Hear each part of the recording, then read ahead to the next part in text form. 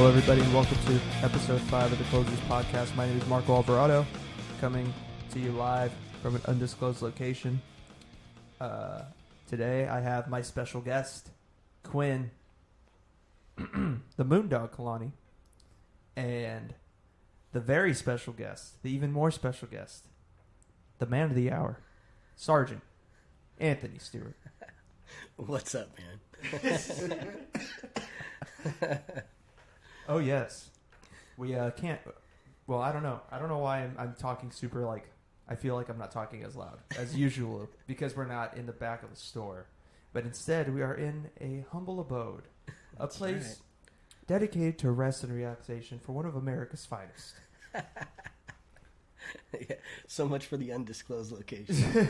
well, yeah, but we don't know who. We don't know where. Yeah. But, yeah, so... Some random guy. So, Anthony, how are you doing today? What's up? Good, not too bad. Feeling pretty good today. You're feeling actually. good. That's great. That's really great to hear. I'm glad. Yep. No lows, no highs. No just, lows. Just pretty steady. Just straight mid-range. That's right. That's cool. We're also watching the game 1 of the Toronto Raptors versus Milwaukee Bucks while we were talking. So, if there are any interjections that are not on topic, that is why, because we're somewhat preoccupied, but that's okay. That's fine. So I'm aware that you are a fan of the series Game of Thrones. This is correct. What did you think of this past episode, the penultimate episode of the series? What'd you feel? How do you feel? Conflicted. I mean, it was one of those those moments you're like, don't do it. No, don't do it. No, I can't go this direction. And then it goes that direction. And you're like, what the hell just happened? Right. You know? Yeah. And, I mean, even some of the main characters in the show, I think were feeling the same way that the audience is feeling, because I know I'm not the only one that felt that way. Oh, definitely. I don't know, it was kind of disappointing the direction they went. Yeah. I'm surprised that you were disappointed that way. Were you a Khaleesi fan? A Khaleesi stan? Or not? Not necessarily a fan of Khaleesi, but more a fan of the righteous person being the victor. You know what I mean? Sure. The one who would take mercy on the innocent. Right. Basically the Jon Snow. Yeah. Approach. Mm-hmm. I mean, this is a little more brutal and barbaric. Yeah. Yeah. Stuff that the audiences definitely aren't used to seeing, Oh, yeah, definitely. So. Did you like the ending that the Hound got, Sandor Clegane? I did. I know. I actually talked to Quinn about this. Oh, what did Quinn have to say? It. Oh, I hated it. I know he hated it. I hated it. Oh, I know that. I hated how it was edited and cut together with Arya's kind of escape and her running really? for her life. Kind of takes you out. Kind of took me out of it. I loved that. I personally loved that. I didn't like it. Wow. Why? Why did you like it? I liked it because those two characters have been so closely linked for the past, 5 seasons, that to see, in a way, the death of who Arya's character was as this super vengeful person who just wanted to kill Cersei because she did so many bad things to her family, which was super justified, but also the death of her protector in a way was just a big pivotal moment for the character of Arya Stark, that now she's gonna be in this next episode. She might still kill Daenerys, but she's gonna be different. She might want to take Gendry's hand in marriage now. There's gonna be a lot of different things happening with her character. That I feel like that point.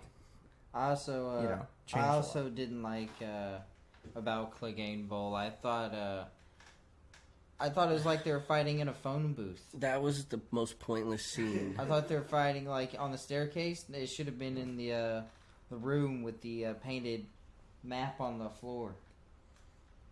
You think that really? Yeah, something where they have more freedom of movement. Yeah, That way you have more freedom of camera movement. That way we could have had longer shots.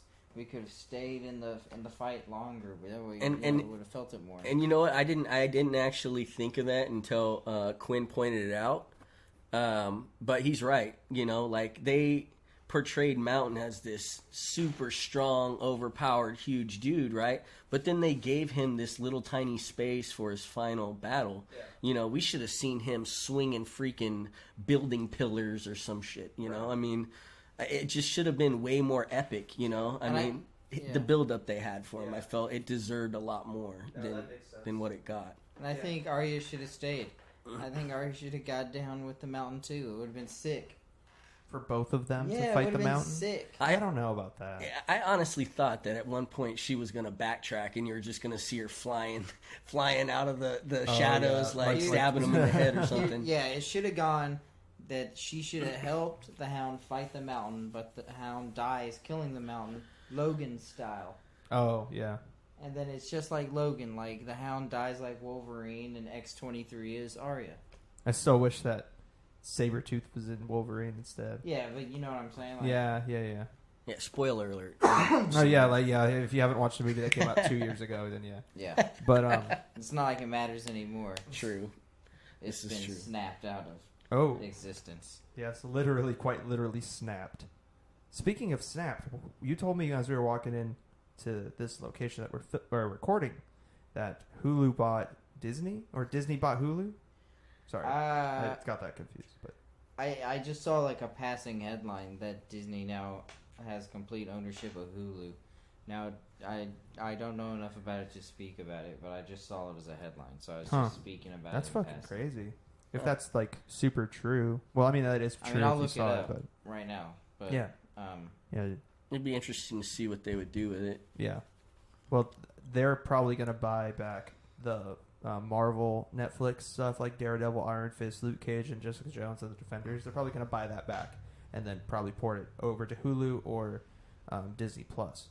But it's weird. Why would you buy Hulu if you're going to create Disney Plus? Like, I don't know. It doesn't make sense to me. Maybe they're using the platform. You know, maybe they'll use Hulu, but then just kind of change the interface and make it, you know, Disney Plus or whatever. Oh, that's crazy if Hulu becomes Disney Plus. Yeah. I mean, it's happened before, like with companies and stuff. Yeah, no, that'd be crazy. Jesus. There would definitely be a lot of happy fans if they did bring those shows back. Oh, yeah. I, for one, liked them. I know there was a lot of people who didn't. I was a fan of Punisher and Daredevil. Jessica Jones was all right, but Luke Cage and Iron Fist, I couldn't do it. I couldn't do it, man. Too cheesy for me. Yeah. But yeah, so we've been talking a lot about fictional battles within Game of Thrones, within other worlds. For the past 5 episodes, we've been talking nothing about the fiction. Let's talk about reality. What really happened? And Anthony is a veteran of the United States Marine Corps. Hoorah. Devil dogs. Just on the record, we thank you for your service. Thank you very much. We appreciate you. Everything you've done. Well, thank you. Thank you. So, I have a couple questions. What is this man wearing? He kept pointing, but I didn't want to look. I didn't want to say anything. I didn't want to look because the moment I did, I wanted to crack up because it was about to get real. Shaq is dressed like the music video "Kissed by a Rose" by Yeah. Do you know how much cloth it probably took to make that suit? He's wearing a black suit with white roses on it. Oh my god! Kissed by a rose. Dude, you pointed at it, and I looked, and I had to look away because I didn't want to start laughing. Marco was about to get deep here for a second. Oh god! Kissed by a rose. That's a good song. Kissed by. He's killing it though. He is killing it. No, he looks good. I think the black undershirt with the white tie would have been stupid. What? It's not stupid. Look at my man Kenny. Kenny always styling, dude. Man, them glasses ain't even like real. Old uncle. Old uncle gets a tuna melt at the deli. Yeah. They ain't even real. Oh, that's funny. Shit. But Yeah, so Anthony is as a veteran of the Armed Forces of the United States, and I just have a couple questions because we haven't really had anybody on the podcast with his level of experience, not just within the military, but just of life in general. So I'm just going to go right in. I'm just going to go for it. What would you tell somebody young that is maybe going into the armed forces, who's been wanting to for a long time? What advice would you give them when entering? What should they do? What are the do's and don'ts? Well, first, obviously, you want to be physically prepared. Right. Boot camp is very mental, but you want to be in shape. But the key thing would be to prepare for your future. You know what I mean? Like, when I went in, I didn't necessarily think of life after the military. Everyone goes in expecting, to potentially do 20, but not a lot of people think about life after. Right. And, because that's commonly overlooked, there's a lot of vets that get out after the first 4 years with no idea of what they're going to do. So my advice would be just to have a plan, like ensure that the job you choose to do is going to be one that will carry over into civilian sector. Right. What were you in the military or in the Marines? I was probably a key example of what not to do. Oh wow, really? I walked into the recruiter's office, young, dumb, and full of you know what, and I wanted the hardest job. I looked at him and I said, "Give me the hardest job you got," and he was like, "All right, infantry it is." Wow, so. I ended up in the infantry. Okay. Not a route I would choose for anybody that has a brain. Wow. That's crazy to say. Well, not crazy, but that's just it's somebody who has been there. It's definitely honorable. Yeah. You know what I mean? But there's not a lot you can put on your resume. Yeah. When you get out. Like, yeah, I can clear a building and, I can, shoot something from 500 meters away, no issues. Right. You know what I mean? There's a lot of things that you can't really write down that's not going to transfer over. You do get leadership skills and whatnot, but no real technical skills. We're in a technical age now where you got to have that trade training or something that computer skills. Yeah, something like that. The blue collar workers slowly going away. Definitely. Yeah, machines are building our cars now. Everything. You got to get more technical. You got to get more skilled. Yeah, that makes sense. Yeah. And I went in just wanting to be Rambo. I watched way too many movies as a kid. So. Oh, yeah. No, I definitely understand. You were a child of the 80s. Yes. So, and there was a lot of that going around at that time. A lot of action movies. It makes sense as to why, because my older brother, very much like you, went in to the Army wanting to go infantry. And he later told me as to why he went in, because he wanted to be the badass. Exactly. He wanted to be the guy on the motorcycle who wanted the motorcycle. Mm-hmm. He wanted to be able to kick ass, take names, and respect out of force. I mean, he got it, but he says the same thing. If he could, he wouldn't have done it at the end of the day. But the action heroes of the 80s shaped the model of masculinity for the kids who grew up then. Mm-hmm. Yeah. But we love the 80s here on the Closers Podcast. Every guy born in the 80s is a John McClane. Jesus. John McClane. That's right. John McClane's a bad dude. No, he's a bad dude. Good old Nakatomi Towers. I'm all about, what's his name? MacGyver. Oh, God. Let me tell you, MacGyver. Yeah, he was the man, but he ain't had them gun skills. But he could get you out of anything with peanut butter and a toothbrush. You're barely a Marty McFly. No, I'm not saying I am MacGyver. I'm just saying I that's my guy who I like from the 80s. No, I'm not. I'm not saying I'm MacGyver at all. Marty McFly. Go fuck yourself, quick. God. But so when did you serve in the military? What years were you active? So I was active from 2000 to 2004. Okay. And then I went IR, which is inactive ready reserve, so they could call me back. Right. I used that time to work on an ambulance. Oh, nice. Do some fire stuff. After the 8-year term completed, I decided I wasn't finished. So having the medical experience, I went and joined the Army Reserve. Oh, okay. And they put me in some special, program. It was a try one. I got to go in for a year, try it out, and I actually extended for a year. Oh, wow. Waiting for these bonuses to kick in. Yeah. But, they never did, and I never really... what are we reading right now? Anyway, they never kicked in, so I just decided to get out. And plus, I mean, where I was at, it was very undisciplined. Oh, really? And uncomfortable and unfamiliar. I didn't really transition well. The Marines and the Army, it's too... What are the differences that you've noticed? Just all around discipline. For example, our younger Marines will walk around with complete and utter respect for every higher rank. Right. All the way up to E3, you're considered a non-NCO. Yeah. Well, those non-NCOs, they address NCOs, officers with respect. Yes. They don't talk with their hands. They talk at parade rest, And in the Army, it's way different.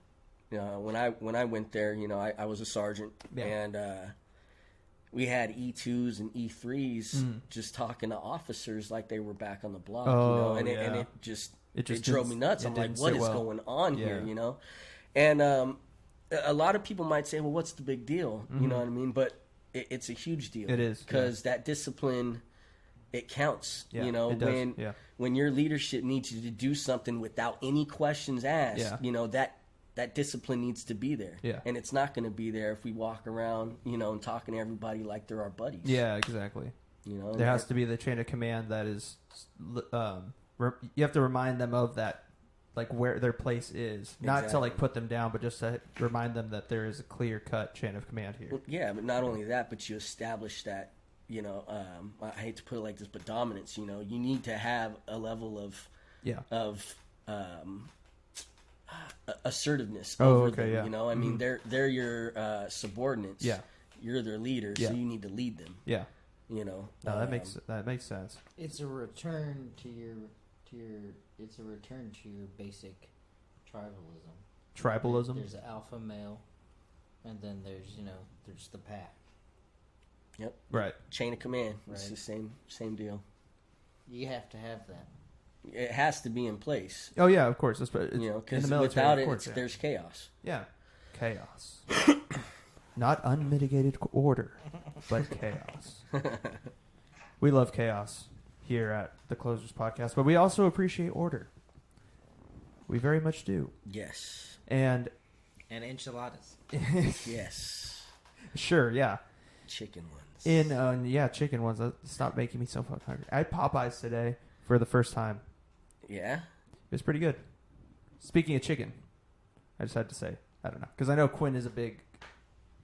If there's one business I think that Quinn would want to sponsor him in his life, I think it'd be Popeyes. Am I correct? No. I'm not correct? No, you're not correct at all. That definitely looks like an absolute no. Wow. I thought, dude, you always talk about Popeyes. Popeyes is good, but if you're asking me one business... Yeah, like food business. Specifically food. Fast food? Yes. Jim boy. Dude, it'd be hard not to say Taco Bell. What? It's the king of all fast foods. I don't know. It's not. No, it's so adaptable bad. to every situation. Their breakfast is pretty good. I'll give them that. Taco Bell got that money. Everything. So Taco Bell got that money. So does McDonald's. A variety. Yeah, but McDonald's is so like played. Played. It's played like Justin Timberlake. Oh, like it's outplayed. Yeah, like overplayed. Played out. Played out. Outplayed. Who's out here repped Taco Bell hard? James Harden. He's. Never mind. I don't want no part of it. Then. I don't want no part of it. Aren't you a fan of James I think Harden? he was faking. I don't want no part of it. You know what? Let me get Del Taco. Oh, hell no. Chick-fil-A. I'll take No, Chipotle. no. and they're gay cows. I'll take Chipotle. You'll take Chipotle? That's a right. good. That's a good choice. I like that one. I'd gladly take In-N-Out. Being from my California roots, yeah, I eat there like once a week. It's so fucking. No. I switched from Del Taco to Jimmy John's. Ooh, Jimmy John's. That's a good one. You don't like No, Jimmy I John's? don't. I like Jimmy John's. I like their. What? I like their oily bread. I like their wet bread. Dude, they're platters. Their Man, wet bread. they cater. You don't like their wet bread? No, I don't like their wet bread. You like their wheat bread? Their wheat? No, but I do What love did their you say? wet bread. What is happening? I don't know. I like their oily wet bread. Oh my god. But I hate turkey. Why do you hate turkey? Because turkey's dry. Turkey is disgusting. Why are we talking Disgusting about meat. turkey? He brought it up. I don't know. Well, we were Jimmy talking. John's. You asked me about Yeah, I asked you about food, and I said Jimmy John's, and then Yeah. I feel like most people, when they think of sandwich meats, they think of turkey, right? In the military, what sort of foods is there available to the troops What when you're sort of overseas? sandwich meats? Sandwich meats. What Huh? sort of sandwich meets do you Do you often get find wet bread or do you served at get chow wheat time? bread? Do you get? The bread is often wet, Oh, really? but that's usually because of condensation. But what? No. But what sort of meat? I mean, they do have like in the chow hall, they'll have combo like lunch lines or whatever, where you can put your sandwich together. Yeah. So I mean, they would have a deli selection with ham and turkey and That's cool. Who You know. puts those together? the cooks, the chefs, cooks. the errands, The Aaron. the errands. Wow. Double A gonna be making that old 6-incher. I tell you what. You want that oil vinegar on that oil? And $5 foot long. I throw on a couple extra pieces of cheese for you. We love our man Double A. I love him. I miss him, man. He's coming, dude. He's going to be on the pod in July, Yeah. so you should come on with him. Oh, absolutely. Yeah. All right. Cool. So when you're out, so our chow hall specifically when you're on base. Yes. Okay. So then, what about when you're out in the field? Like you're In the field, you just get MREs. Okay. That's the dehydrated packed little packs of food. Are those? Do you like those? Did you like them? Or You know how what? do they taste? If you've never had an MRE and you eat one, you'll probably like it. Really? It's not that bad. You know what I mean? Yeah. There are certain ones that are trash no matter what, but try eating it for breakfast, lunch, and dinner for 6 months straight. You know what I mean? And then that's when it starts to get annoying and disgusting. And What are the best and worst flavors of MREs? oh god, man, there were so many different like flavors, but one of my favorites that I always put together, you'd mix them because you got little condiments on each one. So Yeah. I would get the chicken noodle, right, with Chicken noodle. with vegetables, Yes. and you heat it up, Right. and then you get the cheese spread, Oh, you okay, know, there's a that, spread. that you're supposed to put on the crackers, right? But Yeah. you squeeze it in the chicken noodle, you crumble up your crackers, you put that Oh, okay. in, The you mix your chicken seasoning salt Yeah. with some Tabasco. Yeah. That's freaking 5-star Really? right there, let me tell you. And hey, Wow. the beef frankfurters were not that bad. You got a couple pieces of wheat snack bread and some cheese. Not bad. Slap together. I mean, it's a little hot dog sandwich. That's really cool. My brother told me that like one of the worst ones. I forget if Beef it's steak. I think it was beefsteak. I think it was beefsteak or like taco or something that they had. It was like There's a disgusting. couple really bad ones. Yeah. They had like this teriyaki chicken one. Oh yeah. That some people liked it, but I hated it. I mean, just that version of it was. Yeah, that just, sounds horrible. it was bad. Skittles, I'll probably never eat in my life again. What? Yeah, There's like, a Skittles MRE. no, it wasn't. Well, the whole MRE wasn't a freaking Skittles, okay, you well, know. I don't know. But you would get accessories, you know, Yeah, like yeah, little yeah. treats in Yeah. your MRE, and one of the treats you would get was the chocolate M&Ms, or the Skittles. So, Do you like chocolate M&Ms still? No, I don't need. Wow, neither of them. Yeah, That's funny. I don't know. I just sick of them. Dang. Yeah. No, I would be sick of them too. Yeah. I mean, the candy that I used to eat all the time wasn't in the military, but you know, I eat candy too, and the candy I used to eat that I got kind of sick of, Snickers. Can't do it. Really? Let me tell you, I can't love do me it. some Snickers. I could do a Snickers mini. Like Yeah. the bites. Yeah, I can do a regular size. King size is a little too much. really. I used to be able to not eat the Three Musketeers. It's got to be an occasion. When I was But I like can't now. 18, Yeah, 19, yeah. I could put down a king size Snickers in like 5 minutes. Now, dude, I can't do it. The best impulse candy or favorite impulse candy in your opinion, Marco? Best favorite impulse candy. Man, it depends on my mood because either I like the fruit or I like chocolate. I mean, All right, so I mean, when you're in the chocolate mood, what do you check go chocolate mood. I reach for Milky Ways for? Milky Ways. just because caramel's kind of like one of my weaknesses. What about when you're feeling like the fruity? Fruity. Yeah, when I'm feeling a little fruity. Yeah. I like You like probably a good Nerds Rope, huh? So No, I'm a Swedish. No, not Swedish fish. Yeah. No. I take that back. I'm not Swedish fish. I like the Sour Patch Kids, the sours. okay. Yeah, The extremes. the extremes. I like those. Okay. Yeah, those are cool. What about you, Quinn? What's your go-to You know, Quinnifer. I do like sour Skittles. for your fruity? Like when you want a fruity selection. And What then about when for chocolate? Yeah. I would either go like a Butterfinger or a Snickers. I'm kind of old school, man. But you know, A Butterfinger. yeah. Instead of candy, I always went like chips. Okay. Like whenever it came to like a snack or a dessert, I always went with like a chip or like A chip. or like some jerky or Yeah. something else. So you didn't Or have a very what I would do, and you know, Yeah. I would show off my alchemist skill, Oh. as I would create what is something that I dub the pepper nuts. And the pepper nuts is this. This is an old school trick that I learned in the woods of Cerulean. The Woods of Cerulean. You That take sounds like you, it's in Westeros. you take a Dr. Pepper. All right. You open it. You know, you drink a little bit. Okay. And then you take honey roasted peanuts. And then you pour the honey roasted peanuts into the Dr. Pepper. Okay.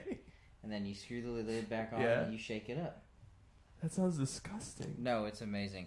It's called pepper nuts.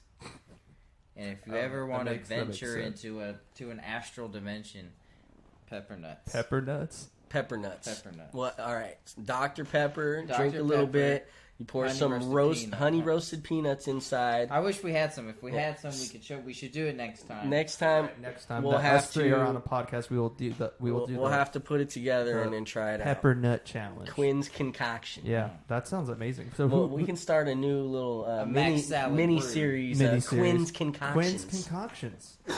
Quinn, I feel like you do have a lot of concoctions when it comes to like food and stuff. Am I right? I'm well versed. Yeah, yeah. I'm well versed. Would you be willing to do a Quinn's concoction, What do you mean? like every other episode or something of the pod? Like Just talk about a you share a new like recipe. a new recipe. Yeah, a recipe for something a little bit more. That'd be a lot of pressure to come up with something new. Well, no, only if you know them. If you know No, them, I'll tell you why I won't do it. I won't do it because if I ever stand to make a profit off of it, I'm not going to just put it out here for some assholes to come pirate off this. He's putting his foot down. I got to tell you, Quinn, I'm pretty disappointed right now. I'm pretty sad. I mean, Butterfingers. It is what it is. And I'm sorry. Snickers. Yeah. Sorry. Wow. All right. Sorry. Jesus Christ. So, Yes. my candy selection. Yes. In case you guys No, were no. freaking wondering. I am wondering. I still am wondering. Reese's peanut butter cups Oh. and The 2-pack or the 4-pack? the big cups. I love me. So you're talking about the I like four. me them cups. Let me tell you. I could put down a 4-banger of the big So cups. you're talking Really? about the foot long. Whatever it's called. foot. Yeah. I The need king size. Yeah, the king size. There you go. Yeah, and Sour Patch Kids are definitely my go-to Really? for the fruity. Yeah, I like Sour Patch King Kids. size. I just See, I usually go like chips, like a small bag of chips. I like chips. Or What pepper nuts. Or pepper nuts. My- Small bag of chips, man, you know, my go-to chips are the Cool Ranch Doritos. Personally, loser. how is that a What are yours, loser? Anthony? What Chips? Yeah. I like the Flamin' Hot Cheetos. There it The is. Puffs. I don't know. I can't. Do He said, "There it is." Oh, wait a second. I can't do the puffs. I don't can't know do about the puffs. I like the Puffs. You know what? I like the puffs too. But What? No, the Cheeto fries. hot fries? Hot fries. You mean the Takis? Yeah. No. Sour cream and cheddar is pretty good. Ruffles? The cheddar can become a little overbearing though sometimes. Like I can only eat so much. I also like jalapeno kettle corn. Yes. But nothing beats Flamin' Hot, man. When they came out with Flamin' Hot, coincidentally, Flaming Hot Cheetos came out the same time or around the same time as Mountain Dew Code Red. Interesting. Really? That's right, dude. Kids' Say- teeth were freaking pink across the world. Say no. Coincidentally, I believe Lil Wayne came out with the Carter 2. What? More. What? What are you saying? I don't know. So were you saying they all lined up at the same time? I think so. The stars aligned. Kind of feels like the Illuminati is at work. You know that Lil Wayne's going on tour with Blink 182. Jeez. That's awesome. That's sick. Isn't that cool? And That's cool. They're I coming. like it. They're coming to. I think they're coming to Golden One. I think, if I'm not mistaken. That's cool. Lil Wayne, one of the top 5 greatest rappers of all time. Better believe it. You don't care, Anthony. I thought you liked Blink 182. No, No, I mean I'll listen to him, but Oh. I'm not a big rap fan. Not a big rap boy. I mean I listen to the old school like '90s rap, like Tupac and Biggie, and Do you like Wu Tang? yeah, all those dudes. I mean the East Coast versus West Coast rivalry they had Yeah. back then, it was epic. But it's changed. How's it changed for you? We all know how it's changed. As a man that was raised in a time that was a little bit more simple, a little bit more hostile too, in the rap community, how has it changed? I'm curious. I feel like rap songs used to tell stories. You know what I mean? There used to be an actual dialogue in there. You know, they had meaning. Like their lyrics came from their heart and their mind. It just wasn't a bunch of mumble, blah blah blah blah. You know, like what's that audio stuff they do now? Auto tune. Yeah, the Lil Wayne auto actually tune. pioneered that. You and, know, right? Did he? I'm not saying it's bad, but don't use it for every freaking occasion. You know what I mean? Sure. Like, Yeah. there's no real old school rappers out there. Everyone's doing that mumble stuff. The mumble rap. Yeah. It says, according to the first thing that popped up on Google, Flaming Hot Cheetos came out in 1992. Yeah, that is not when Code Red came out. I'm Well, pretty Code sure. Red came out in 2007, Yes. and Carter 2 came out in 2005. So Okay. I was 2 out of 3 right. Yes. It's funny because Code Red came out coinciding crazy. with Xbox 360. I do not remember Flaming Hot Cheetos being out since 1992. Yeah. How old I- were you in '92? I was just born. So why would you remember it? Well, I don't remember ever seeing them. I remember seeing people eat Cheetos Yeah. regularly, but I never remember seeing people eating Flaming Hot Cheetos until like 2005 when I was in Yeah. like middle school. Yeah. Maybe it just wasn't cool yet. I remember Doritos. Maybe. Those Dorito Puffs, those were good. I like those a lot. I don't like that. They seem too airy for me, if that's a freaking word. But Yeah. I don't know. I feel like there should be like a filling or something. Where were you in the 90s, Anthony? Like, let's say, let me give you a year. 92. When Quinn was born, where were you? What were you doing? I was getting in trouble Saigon. with my single parent home. It was just me and my mom, and I was a little hellion. Uh-huh. And in '92 is the year I got in trouble and got put in a group home. Oh, what? Yeah. Oh, shit. What a year to pick. Fuck. Yeah, thanks for bringing it up. I'm sorry. No, I'm just kidding. Would you be willing to talk about that a little bit? I don't care. Okay. Well, how was that experience in the group home? It was terrible. You know, I mean, I picture it. I wasn't that bad of a kid. Right, You know, I yeah. mean, I had a temper and I would run away from home and get in trouble in school. But Yeah. I mean, I went to the group home and there was 47 other kids that were way more fucked up than Oh, me. yeah, man. yeah, You know, so yeah. I'm a firm believer in you are who you surround yourself with. Yeah. You know what I mean? You do And- shitty pick. You meet. Sorry. you hang around shitty people, you do shitty things. Exactly. Yeah. And, you know, like, it was only a matter of time. Some of those dickheads rubbed off on me. Oh, yeah. You know? Not that, you know, I'm placing blame there for my current Yeah, but I mean, they level of had something to do with it. But, They had something to do with it. They had something to do with it. you know, you're exposed to a lot more things that the average kid isn't. Yeah. You know, and it was definitely an experience that made me grow up a lot faster than most. Yeah.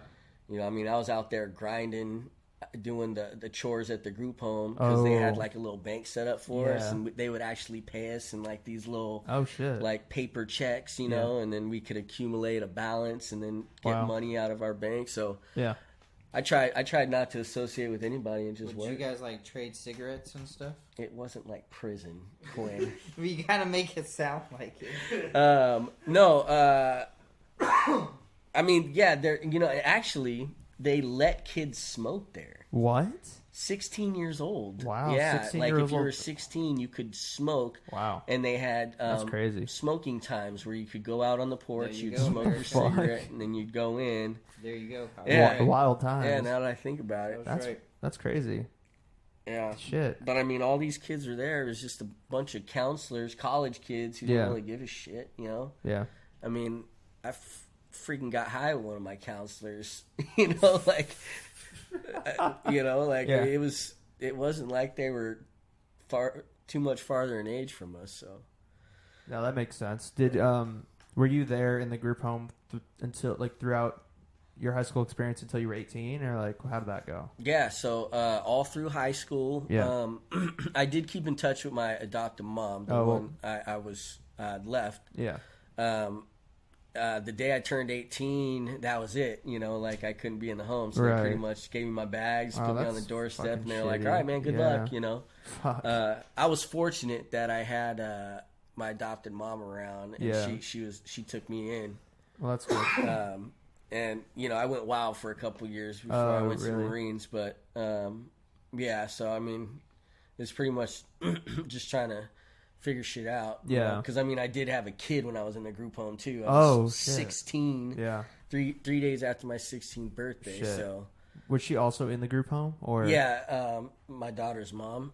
We were both in the group home together, so you can imagine the kind of shit that was going on. Like I said, you know, a bunch of kids. That's awkward. Yeah. What's awkward?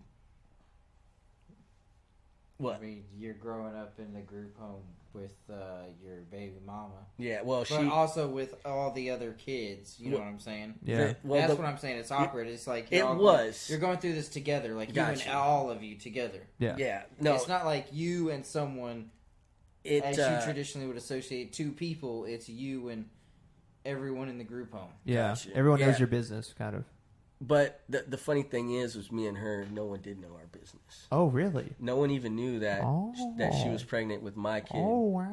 Oh, wow. Yeah. So, I mean, we were super... You guys are like the Lannisters. You're like Jamie and buddies. Cersei Lannister. Well, we were nowhere near brother and sister, but thanks for trying to make that comparison.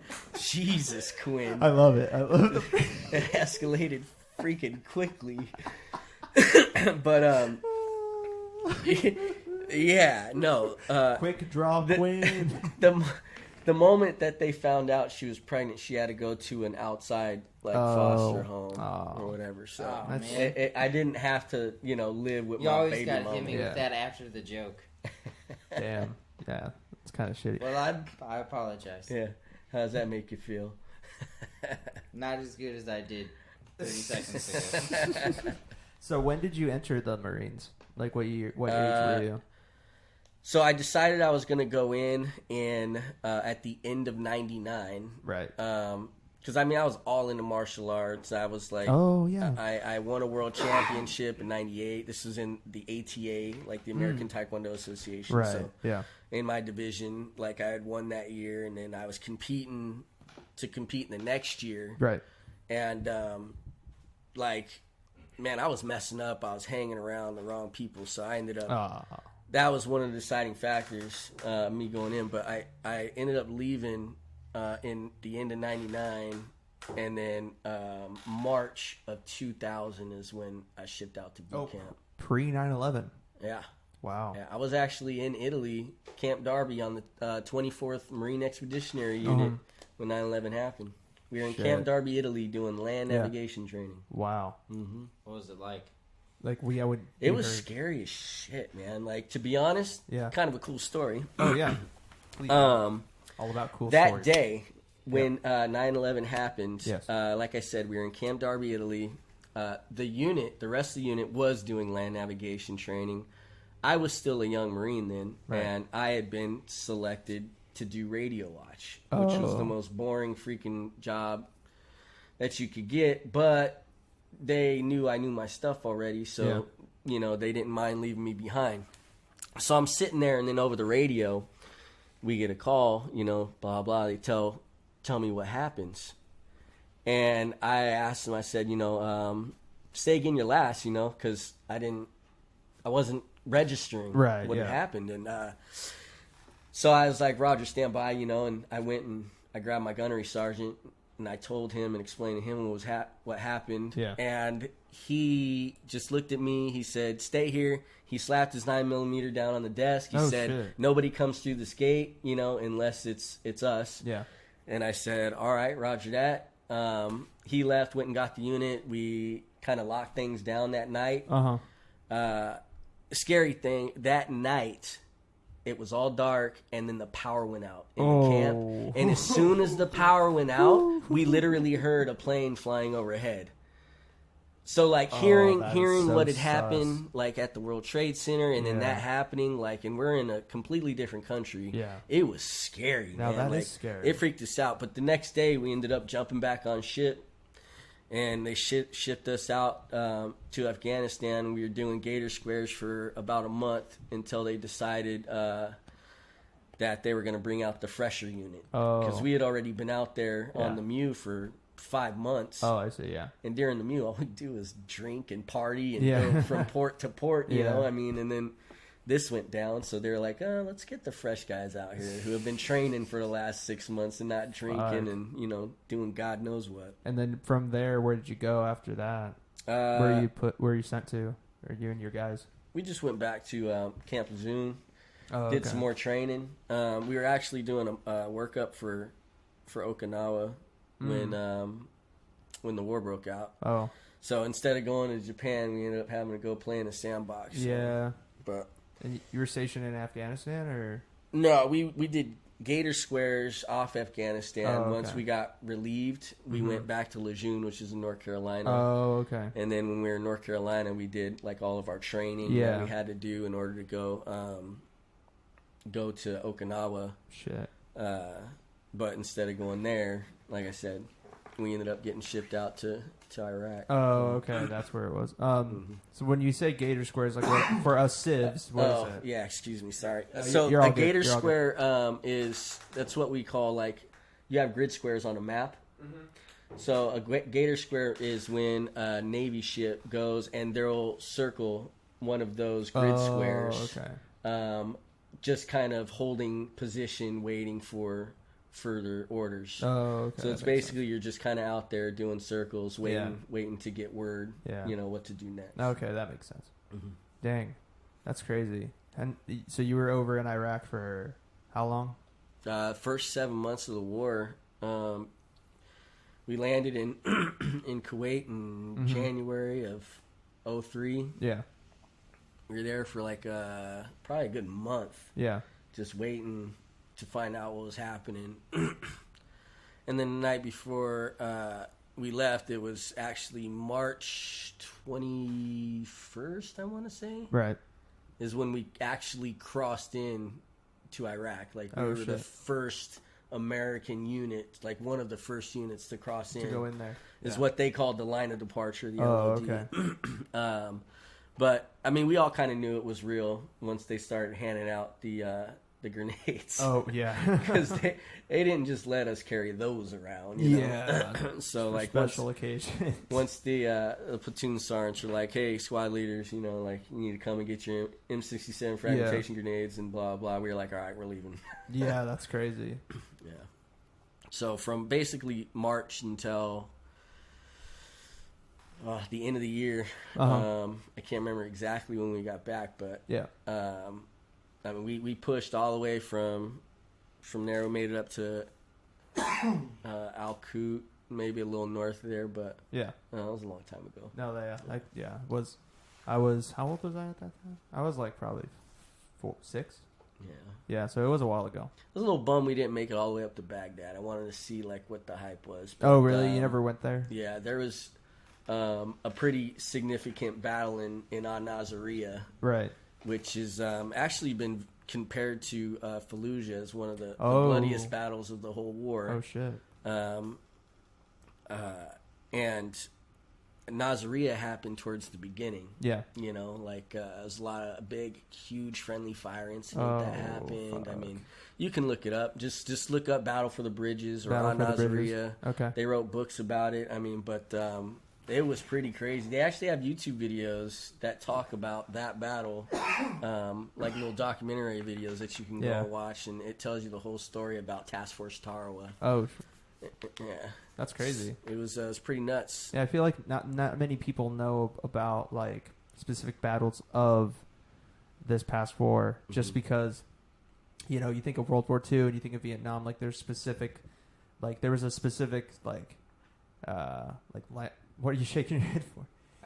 I don't know. Just go. Keep Okay, going. like there's specific landmarks that are noticeable within, like, you know, Germany, certain like cities that people just not naturally know, but bigger cities like Berlin and you know, there's all these places in Europe, and in Vietnam, like there's catchy names like Ho Chi Minh and all this stuff. But in like Iraq, I mean, other than Baghdad and all these other, like, there's not really, you don't know of all these different big cities. There's not but that you know, much of it established. because it's unpopular. Yeah. right. It's unpopular. It's unpopular, and because to it's not really reflect romanticized. back on it like Yeah. you do at World War II. Exactly. It's just not as romanticized, so people don't really know about it. But Yeah. like, So it's not as taught with Right. with the same sort of yeah, in depth. it's just now like being looked at as part of American history, whereas before it wasn't history; it was the present. It was like happening. So I mean, maybe even, one day, I don't know. Even now, you know, it's still not in that realm yet. You know, to be considered, because it's not quite over. We still have troops over there. Yeah, we do. But you know, no one. When we went to Vietnam, no one knew those cities the same way no one knew these. The only reason we know them now is because they have taken the time to write them down in the history books. And there will be a time, you know, decades down the road, where our kids and grandkids are reading about, you know, these certain battles. You know, like Fallujah. Fallujah's a popular one that everyone like really knows about. Yeah. Baghdad, obviously, is a big city. That's true. Al-Naziriyah was big on the news in 2003, but if you didn't follow the war, you're not going to remember a name like that. Exactly. Yeah, I definitely don't know much about like the battles over there, but just because also with school, they specifically focus on certain times within American history that, you know, for some reason they highlight. Other parts they kind of skim over, so it just depends. But so speaking of children and grandchildren, you have a grandson. Oh God, yeah, I do, and he's the best, man. He's the coolest little guy ever. But I mean, I'm way too young to be a grandpa. But I mean, you're like 63, right? Like, yeah, very funny. No, 39. Yeah, 39. 1-year-old grandson. That's crazy. But again, like I said earlier, I had my daughter super young. Yeah, exactly. You know, it makes sense. Yeah, she was 22 when she had. Oh, okay. So I mean, she waited 5 years longer. Yeah, she waited 6 years. So yeah. What? Well, I'm not gonna ask you what his name is, but no, it's Luciano. Luciano. Yeah, that's cool. I don't want to be like, what's his name? Like, you're good, bro. But that's cool, man. That's awesome. I mean, I know a lot of people that have served in the military don't really get to see out their lineage to get passed on down that far. So it's really cool to be able to sit with somebody who is able to see that. Yeah. What would you, not just for people in the military, but just in general, like, do you have any advice you could give people that maybe the younger kids, like, What advice would you give your grandson if he was already maybe like 18 and he's just like, I don't know what to do? Because there's a lot of kids that you probably know, a lot of guys my age, a lot of girls too, who just are kind of floating around and they're just like, fuck, I don't, school's kind of lame, but also I don't want to just like work all the time. Like, what's your advice just to get through life? So, so the key thing I would say is to choose a path, choose a path and stick with it. Don't venture off. Like, I mean, it's okay to explore other avenues, you know what I mean? Yeah. But kind of try to stay in the same realm. Find what you love to do, and then find a way to make money doing it. There you go. You know what I mean? Okay. Like, I made the mistake, I mean, I did so much time in the military, and then I went from doing this to doing this to doing that to doing this, and I changed so much that I never really got a chance to land on anything, and I just felt like I wasted so much time. Yeah. And then there was a lot of times where I was like, oh, it's all right, I'll do it next year. Oh, it's all right, I'll do it next year. Procrastination will kill you as a youngster, you know, because when you're young, your perception of time is it's different. Yeah, because you think time moves super slow. Right. Yeah. But it's it actually moves a lot faster than you think. And it does. my advice would be have a plan, execute it, figure out what you want to do early, and then stick with it. Because, you can be a know-it-all, but you can, you want to focus and be a master in whatever your craft is. No, that makes sense. And if you're overextending your talent, you're not going to be able to focus on that one true passion. Yeah, and the earlier you start, the sooner you become that master and make money in whatever it is you want to do. Right? Yeah. Yeah. Pretty much. No, that's true. You got to make time on your side instead of racing against time. Now, not everyone's going to get there. You know? Like, I mean, there's a lot of people who I'm one of them. I'm definitely, like, not where I thought I would be when I was a kid. Yeah. But what did you want to be when you were a kid? A cop. I always wanted to be a police officer. Oh, really? A public servant. You know, like I wanted to do that ever since I was, I can't even remember. Yeah. But, unfortunately, military disabilities keep preventing me from doing that. Yeah. But you have to take advantage of opportunities you're given. Don't squander them. Choose a path, stick with it. Yeah. And, try not to get too distracted because there's going to be plenty of time to chase the ladies and, make your money, get educated. Yeah. Do you think one of the things that you learned in the military, and of course tell me if I'm wrong, but is it safe to say that everybody has shit in their lives they got to deal with?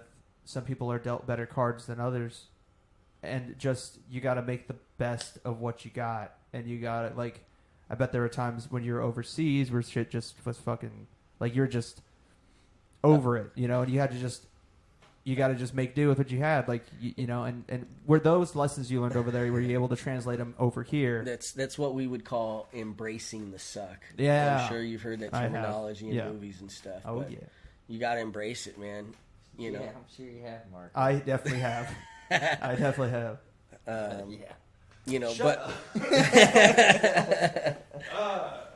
But what makes those times easier to deal with is the company that you have. The fact that I was able to go through those moments with my Marine brothers made it a lot easier. Trying to do it alone is a lot harder. So you definitely need support. Is that what you come away with the most out of your time in the military? Is your time with your the brotherhood that you've built? Oh, absolutely. And established. You missed that 100%. The closest I've gotten to that bond is when I went through the fire academy back in, was it 2008? Wow. I think. I thought you were going to say when you worked with us, but okay. Well, I mean, I'm just kidding. This is the familyhood and the brotherhood that we do have at the store is pretty comparable to the same relationship. The only difference Yeah. is we haven't gone through those trials and tribulations together, you know? Yeah. We need to experience some hardship together in order to really bond Yeah. the way that you do. The store you know? burning down Yeah. while we're in it. I mean, Getting You're still pulled gonna out of have the to rebel. embrace, and you're still gonna have to embrace the suck, Marco. yeah, there's But there's there's I don't know. Fuck boy. There's brothers, and then there's military brothers. Yeah, I yeah, think yeah, it's two totally different. Oh yeah, definitely. I Yeah. mean, there's that. We have no clue. None of us have a clue. Double A's having a little bit of a clue how it is, but yeah, fucking Quinn. Dude. Jesus, why do I have you on these? Why are you? I try to keep it going, man. I've been good. I haven't clowned on you once. I know. I'm surprised. I'm really. I couldn't help it. You put it right there. I was like, and then you're like, yeah. I embrace the Well, suck because all no, the because time. like my older And I brother was tells like- I me was that like, all the. "Oh, He told me yeah." that all the time. Like when I used to hang out. With him. Jesus Christ, dude, are you good? Do you need water? Oh, you have water. No, I'm just saying. What did your brother used to tell you all the time? Embrace the suck. He's a military guy. I mean, come on now. He didn't mean it. Like you fucking God. I didn't say God. anything. Yeah, but you looked at me. I know. What I that didn't even look at you. I looked away. God. You're so paranoid now. I'm not paranoid. I just know what you guys mean. You fucking disgusting. But It's a 1-point game. I didn't say anything. it is a 1-point game. What is it right now? 83 to 82 with 9:56 left on the Oh clock. shit, Brooke Lopez looks heated. Oh shit. I think that's just his face. I hate. Oh, he just crushed a 3. That's why. Jesus. Oh, that's why. He looks like Bert from Bert and Ernie, huh? Right? He Yeah. does. This guy. Nikola Mirotic. Jesus. I hate- Shave your neck. I hate the springtime. What do you guys feel about the spring? I love the Do you springtime. hate- It's my favorite time of year. You know what? Really? I hate it. I like the weather hate during spring, but I hate it. hate the pollen and the allergy and all the shit Well, I that don't- gets blown That's what I'm around. going I don't through get right now. I don't get It- allergies, so It's right deep in my lungs, man. It sucks. Yeah, it's definitely you definitely have to take meds or something, man. Because Yeah. if I have a nasal spray and a pill that I take. Oh, for really? this stuff. Yeah. If I didn't, dude, my eyes I'd be sneezing all day. I'd be like this guy. Do you take those nasal sprays that Joey was talking about on our podcast? What are they called? The one with the rhino, or what did he call them? Poppers or something? I can't remember. Yeah, that was crazy. It was basically like ED on steroids or something that you could just get at the gas station. Well, if Joey's doing it, then more than likely I'm not. Hey man, I gotta ask. I don't know. I don't know what you're up to. But I'd like to. So you talked about Taekwondo a little bit. Oh, here we go. You were a world champion, right? In the ATA, yes. It's not really a big pillar to stand on. But I know. But what is the craziest story you have from your time atop the Taekwondo world? Like, was there ever run-ins with the Yakuza, or No. or No movie stuff, but you know did what? someone ever send like a hitman to challenge you?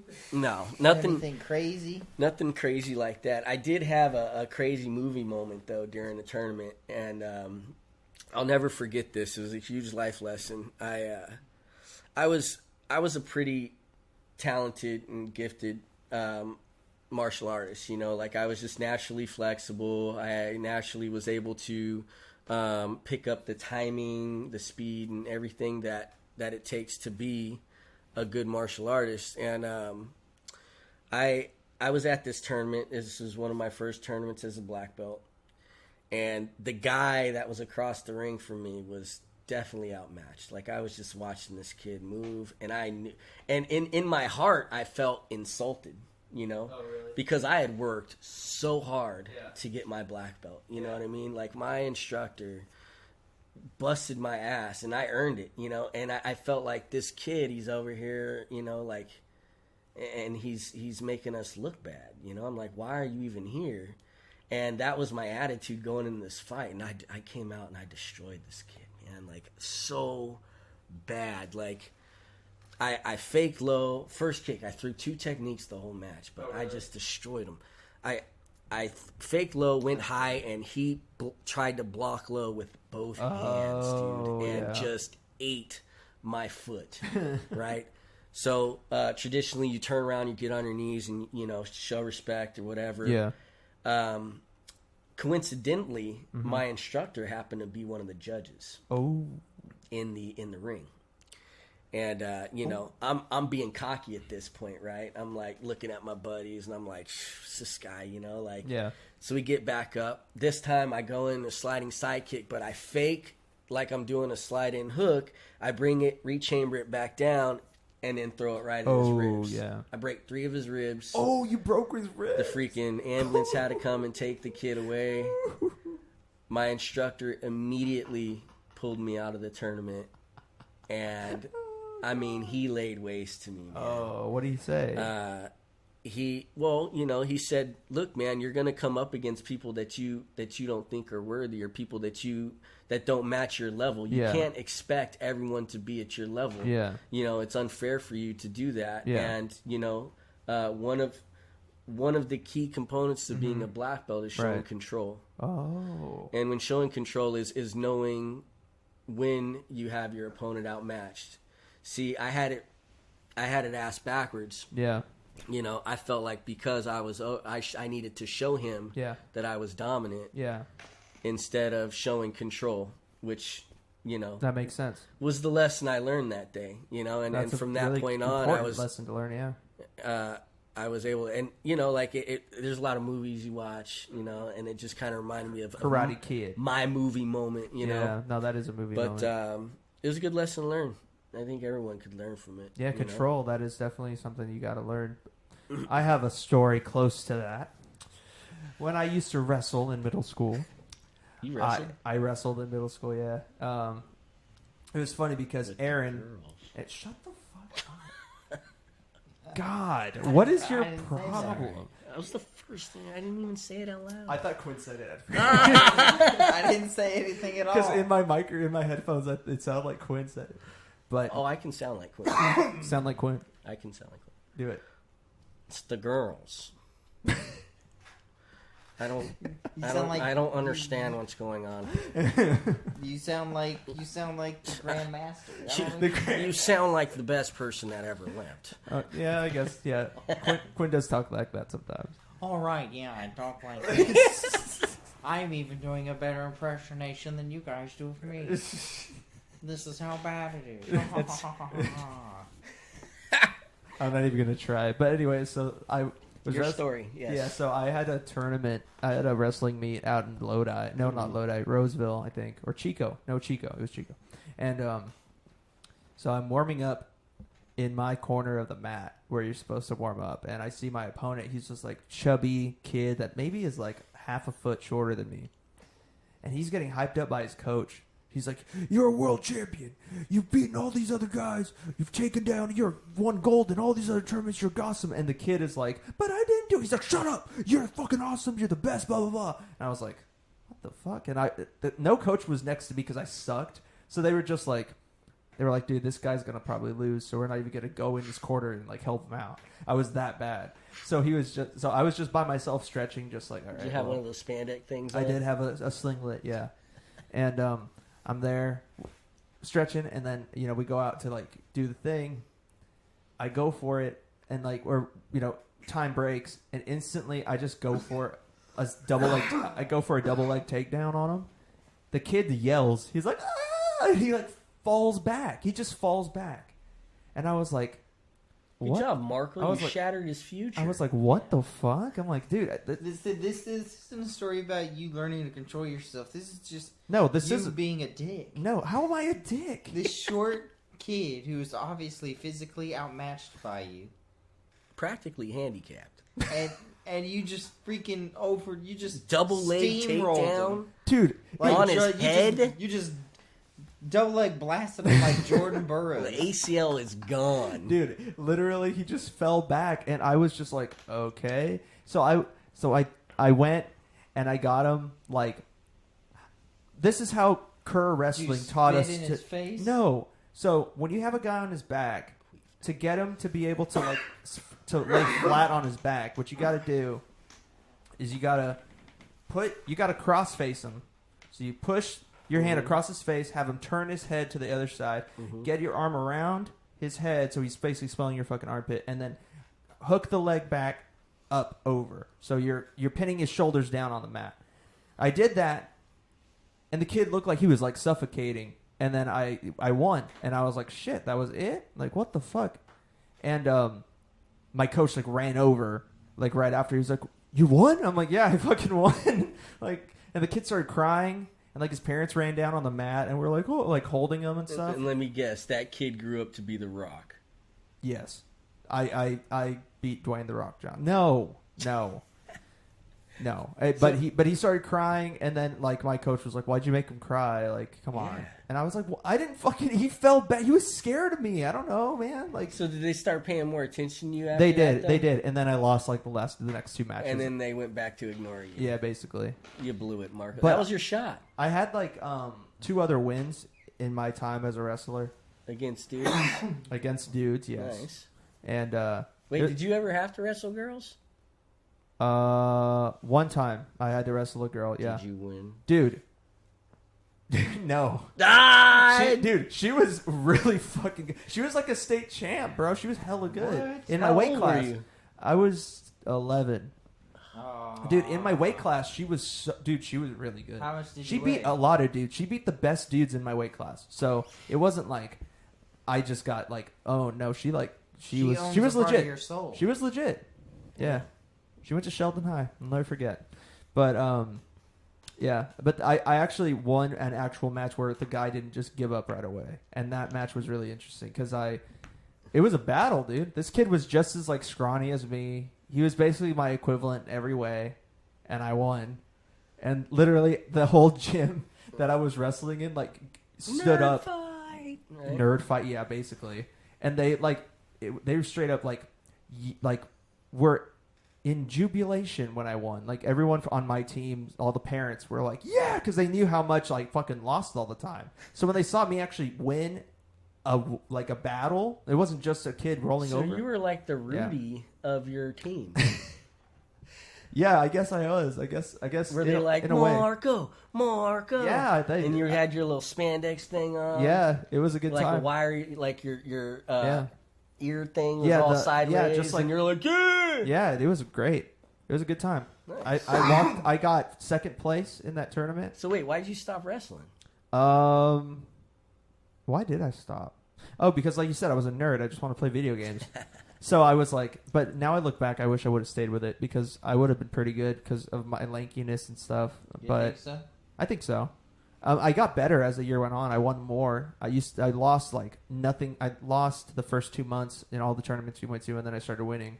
And if I would have done freestyle wrestling, and then went back to normal like traditional wrestling, I would have been better the next year. But I just didn't. Were your parents paying for this? They paid. My dad wanted me to do it. He said that I needed to learn discipline and stuff, and it really did help me. Like I was able to a lot of stuff that I learned that the coaches said because they were really old school. Like they would, whenever we messed up or we did bad, they would make us run laps and like, good. So I mean, it helped me a lot. I wish I would have stuck with it, but it is what it is. 11-year-old Marco wanted to play fucking Spider-Man 2 again for like the 15,000th time. So, but it's all good. I love looking back on those times. Yeah, it's fun. Did you wrestle? Were you a wrestler? No, because I was in high school. I was training in Taekwondo, and I was also playing baseball, basketball, and football. Wow! So, Did you get any scholarship offers? Huh? Were you a scholarship worthy student? Oh, God no! I was too small, and I didn't stand out enough. I see. I played basketball and I was short. I could jump super high, but I mean there was way better players than me on the team. Right? Yeah. There's a lot of talent. I feel it. Football, I was a cornerback. But I was a short cornerback or DB. Yeah. My man. But no time to wrestle though. I was busy playing basketball. You probably been really good at it. You probably would have been really good at it. Probably. Yeah. My group home counselors wanted me to box. Oh shit! So the compromise to my mom was was Taekwondo. Yeah, that makes sense. I wanted to box, and she Yeah. was like, "Well, let's look into something." Yeah. You know, I'm like, "Oh, so now I can get kicked in my face too." Awesome, good choice, Mom. That's hella funny. Yeah. Yeah. Well, I've been curious about the like the. I've heard a lot of people in the military talk specifically about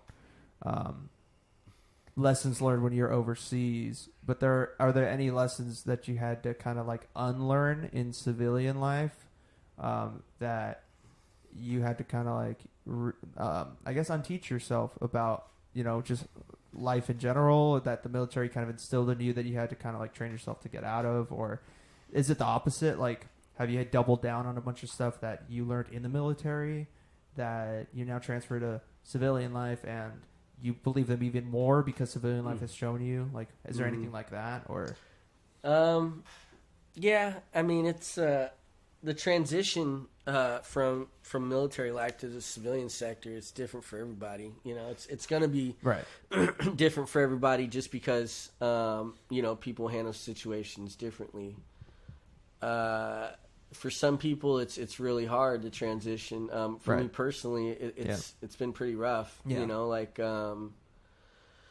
just the level of expectation, the quality of work. Right. You know, like it's much higher when you're in the military, and then when you get out, the expectation just drops dramatically. Oh, I see, And it's kind of a culture shock in the beginning. You know, really? like you want to hold all those high standards that you once did when you're in the military, but then it's like, well, do you be that dick that enforces those high standards, or do you know, fold to the pressure of the masses and just say, you know what, fuck it. You know, I'm just... As someone who works with you, I am encouraging you to do the latter and say, fuck it. Well, I mean, I pretty much have, you know. I mean, complete transition to the civilian sector minus the shitty attitude, you know. I mean, I have zero tolerance for ignorance or, you know, like rudeness. Well, yeah, or like just being a fucking dick for no reason. Like some customers are. Don't snatch things out of my hand. Yeah, I'm probably the worst person ever to be in customer service. I love it though. But at the end of the day, like great. I'm good at it, you know. Like if you're nice to me, I'll be nice to you. But if you come in hot, I'm not very good at holding myself back. But the thing is, it's like some customers kind of get out of pocket in the sense of like they don't see that there's a line. They just see you as just a body that is not giving them what they want. Right. Not that we literally would love to give you what you want so you can get out of our hair, but we can't because we would get in trouble. So we literally cannot. Absolutely. But it's not personal. But they take it personal, and that's where the difference comes. And that's why I enjoy working with you, because when things get hot like that, you say it like it is. And I've actually learned to say it like it is in my time working with you, because I was more of a person that kind of shied away from conflict. Yeah. But now I'm the type of guy that runs into the fire when there's a kid getting beaten up. Is that what you learned? What would you say you learned from AA? From AA? Dude, I've learned a lot from AA. He's like, but if you could pick one thing that applies to you, first thing that comes to your mind, let it ride. You just gotta look. Sometimes in life, man, you can't dwell on shit that you can't fucking like. Well, you know, being young, you dwell on things that you can't control. You want to change it. You want to figure out ways to. But with AA, man, you just look like life. Sometimes you can't do shit. You gotta let it ride, like, or you gotta know when to walk away from things and just let shit ride. Just let stuff play out. Like, somebody doesn't want to talk to you, okay, let it ride. That's the thing that jumped to my mind with AA. That he sat me down, talked to me about a couple times in my tenure from Dub, the young Dub. What did I learn from Aaron? Yeah, I learned nothing from Aaron. I learned nothing from Aaron because I'm like his. I don't want to say I'm his superior because that'd be hardcore. That'd be awful to say. But if you were to think about this in terms of martial arts, you're getting a AA, and dude. You're getting a AA is a martial artist because he's an esteemed wrestler. Yes, he is. He was a legend when I was in it. Yeah. But you know, I guess you could say if he's, you could say I'm his sensei. You could say I'm the store sensei. Bruh. In a way, I feel like I'm the sensei to everyone who works there. Oh my god. I've taken that upon myself. Jesus Christ. You can't just give yourself that title because you have a sloppy Fu Manchu. All right? that doesn't automatically make you Shifu. All right? No, I gave myself that title because I've had more years in retail than everyone else. So what you're saying is you're the Sifu of retail. That's it. Sifu. Sifu, is that right? Yeah, you can call me Sifu. Sifu. Sifu. See this fool? See this fool? He's a goof. You can call me Mac Salad, boy. More like Mac Salad. Mac Sabbath. I have a frying pan. Remember? Fucking band I showed you where they McDonald's people. I don't know, but no, I learned from Aaron.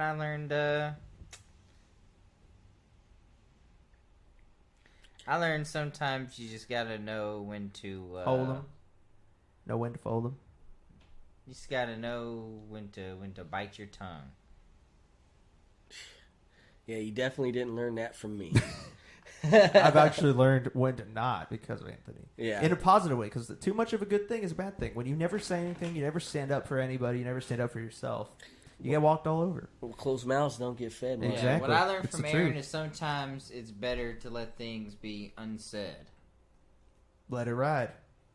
Yeah, it's very similar. Yeah. Let it ride. Just let it ride. And that's the thing, too. It's like... But that also being said, I've also, helped put him in a guillotine.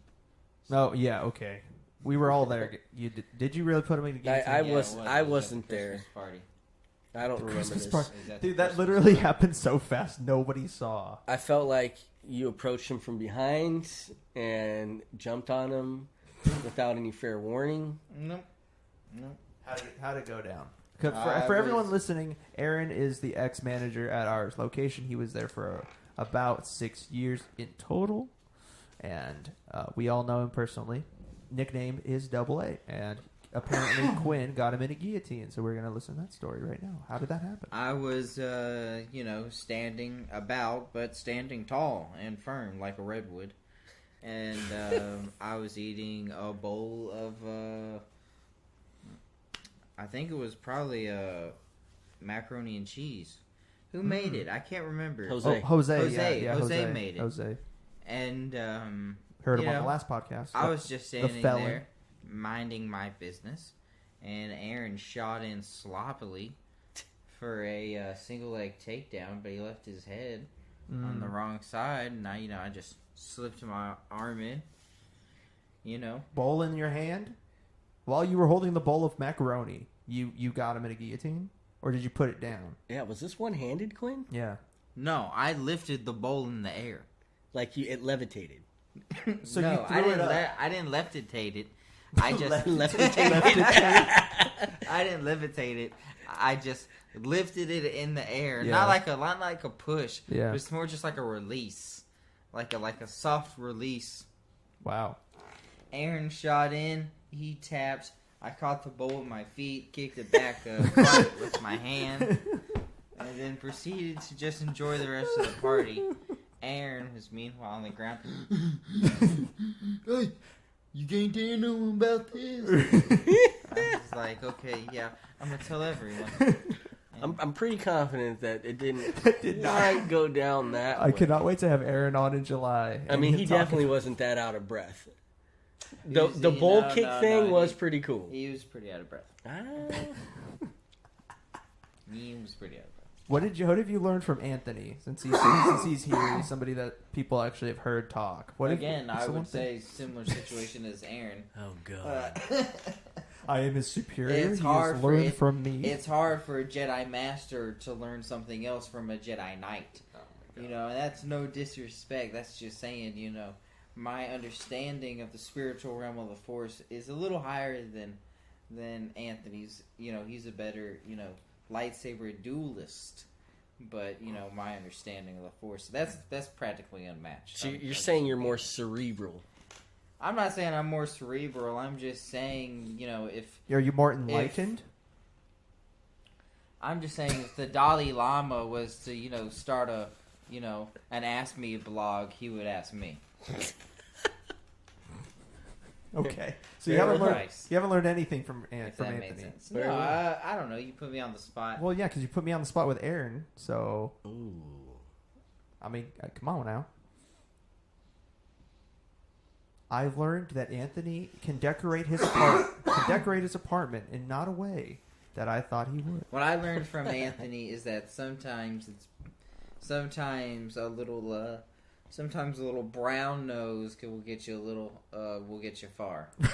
Jesus Christ. What? Well, I'm being honest. I learned from the best, sir.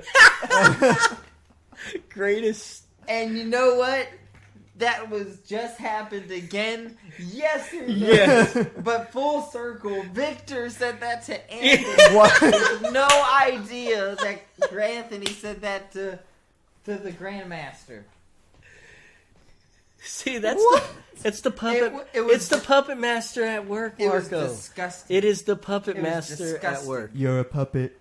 You're a Yes. puppet. No, that's Victor. So It's what did disgusting. Victor do? It felt like the Twilight Zone. Well, I don't know what happened. I was, minding my own business like I usually am. And then out of nowhere, I just hear Victor go, I learned from the best, sir. And I looked around like, what the fuck is that? Victor was. And then I looked at Anthony, and he looked at me, and Anthony just started laughing, and I was like, oh my god, this is for real. Anthony is starting a cult of young Mexican like, boys oh. that No, follow his in all teachings. honesty, Victor was like knew- sarcastically responding to Oh, something. A new Okay. branch in the family tree. I was like, jeez, man. El Limon del Norte, Victor. God, that's disappointing. Chubby Leonidas. I called him I said he should take an apprenticeship for Chef Boyardee. Yes. Oh, you said he looked like an apprentice for Chef Boyardee. Yeah. Because his freaking hair. Bro. Oh man, That's amazing. Well, I like Victor. I love him. Well, you already Victor know a lot. what I learned about Anthony, or from Anthony. I've said that like fucking 3 times this podcast already, so yeah, I don't need to say it. What have you learned from us, Anthony? Have you learned anything from Quinn? Absolutely not. Not one inkling bit of information has been stored in this brain that has come out of Quinn's Dalai Lama brain or whatever he was talking about. No, I'm just kidding. I've actually learned that Game of Thrones is a lot more deeper of a show than I thought. No, yeah, I mean, I learned a little bit from all you guys. Just at the store, you guys were a crazy big help when I first got there because, I mean, I didn't know shit, and you guys all knew everything. Oh, yeah, right. Just the bond that we've all shared since I've gotten there is not one that I've had in a really long time. It's very unique. It's a very unique bond that you hold with coworkers when you work at that store. It is. So, it's really allowed me to kind of open up more, be more social. Able to be on a podcast. Exactly. Like, And we're close enough to actually be all on a podcast together. A year or two ago, I would have never even wanted, or, before I moved up here. Yeah. But now. The benefits of a small business. True. This is true. This Yeah. is true. Companionship amongst your peers. Yep. I will say, in all honesty, not his head's big already, but one of the Quinn is one of the people I enjoy working with the most, only because his imagination is unparalleled. Exactly. I mean, you can't match it, and some of the I mean, not some, a lot of the conversations that we have are go much Quinn's, deeper than just the surface, and I like that. Yeah. You don't get into detail into some of these topics. No matter what it is. Socialism. With just the average person. You know what I mean? Yeah. Working with this dickhead, fucking, there's a lot of interesting times. Although he'll show he doesn't appreciate it. I know. Oh, of course. I know he'll he's too cool for school. No, he's just He has little birds in the east, little birds in the west. Yeah, he's gonna be missed when he goes off to Hawaii. Yeah, for Hawaii. Sure. This man going to Hawaii. I mean, he's the closest dude to my age. I mean, when he leaves, it's There's just, gonna be a big gap. There's gonna be a afterwards, fucking actually. huge That's gap. kinda- Yeah, that's yeah, kinda I mean, true. he's like my bridge. Yeah, he is the bridge You know, to Terabithia. he's like my he's like my Padawan. So, Oh. well, no. I knew it. Like my Obi-Wan. My Obi-Wan. No. My Hope. You're like my Luke. My homie Juan. No. No. You're like my Kung Fu Panda. No.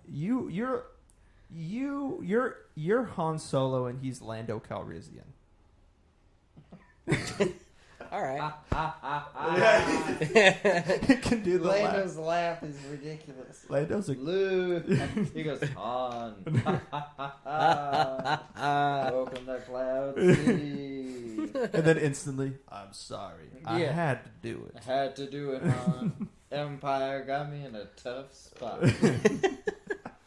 Lando's the best. Now Lando's He's a cool awesome. customer. He is a cool customer. You know, I'd say I'm cooler. Of course. You're cooler than Lando. You definitely I don't didn't say dress that. as cool I as didn't him, say though. Well, that's up for debate.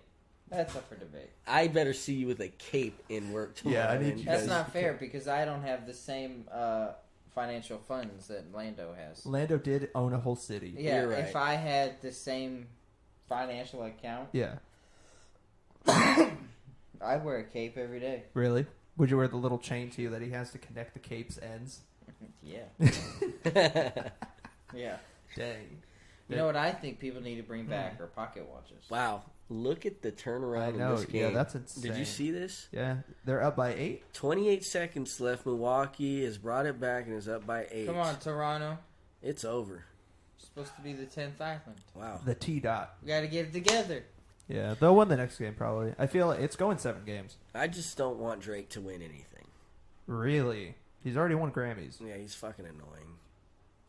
He talks behind the beat, but hey, fuck it, it works. Would you punch Drake in the face, Anthony? Probably not, because he has a bunch of meatheads around him that would freaking pound me. If he was if you were able to take him on in a sanctioned MMA bout, would you take pleasure in hitting him in the face?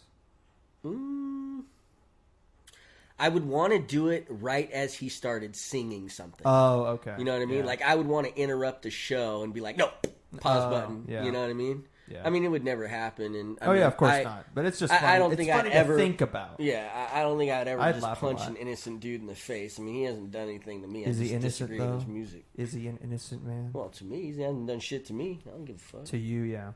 But is he innocent in the eyes of the American judicial I have a court question. system? I'm really interested in tattoos, and I want to get a tattoo one day, but I'm not sure what to get. And you, of course, have sleeves. Okay.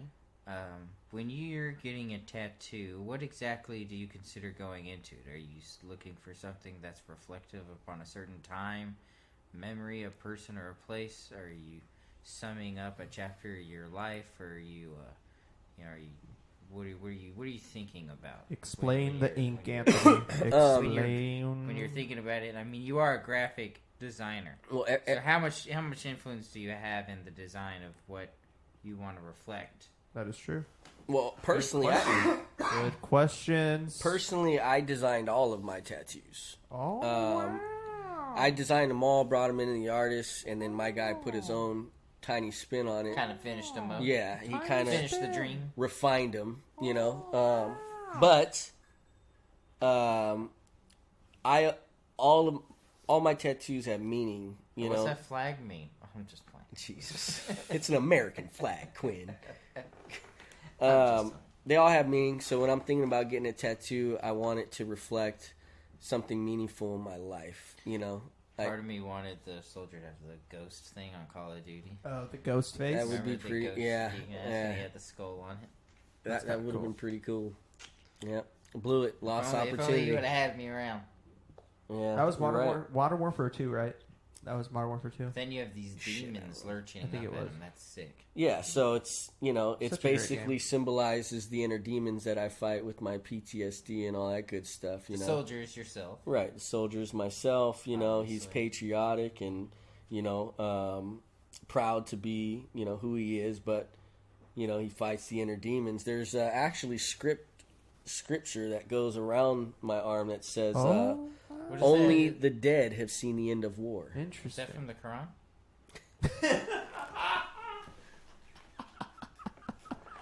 Hold on, I need to go get my gun.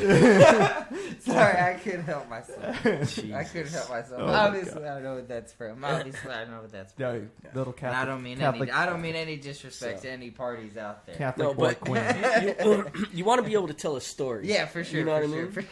Like, fucking prick. I got the Reaper on the inside. It's just a reminder that death is always Right. right around the corner, Yeah. right? Yeah. You have your Tombstones. tombstones for just like Arlington Memorial. Arlington. It's beautiful this time of year. Yeah. And then my guardian angel that's standing upon the skulls of all the demons, and then Yeah. obviously my Marine Corps ink, Right. gotta Yeah. have that in there. Oh, yeah. What Definitely. about the other side? The other side is just a tribute to my Northern California roots. Oh, your shit, pre-war heritage. Yeah, so I got California on one with the the NorCal star, and then I designed this. It's a California, so it's the state of California with the Cali Bear in it. It has the Golden State Bridge, and in the back of the bear, it's the Mount Shasta. Mount So- Shasta. Mount That's cool. Shasta. There's aliens in there. There's no aliens; those are actually birds. Oh. And then A of course. compass. Those are some smart birds. Cardinal direction. This is just a compass, obviously. Nice. And then What's the compass mean? a compass it gives you your true north direction. It's he will never compass. get lost in his life again. It's just moral compass, basically. Oh, that's cool. Where's yours? Well, mine. What is the land you pick in the background? It's just random land looking. Oh, okay. Yeah, nothing It's not significant. specific. Nothing specific in this. Dang, You should get a the sea Bucks monster won, guys. drawn The in Bucks there, like won. an old timey. Yeah. That'd be sick. Yep.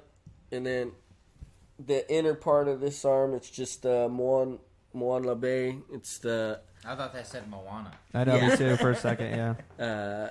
you're Moana. welcome. That's cool. It's just a tribute to the Second Amendment, like it's Oh, what yeah. King Leonidas said to the Persian king when he told him to Fuck off. drop all his weapons. Oh. It Yeah. basically means come and take them. Oh. So Oh, wow. That's cool. I like it. I like the tats. I'm going to get one soon, too.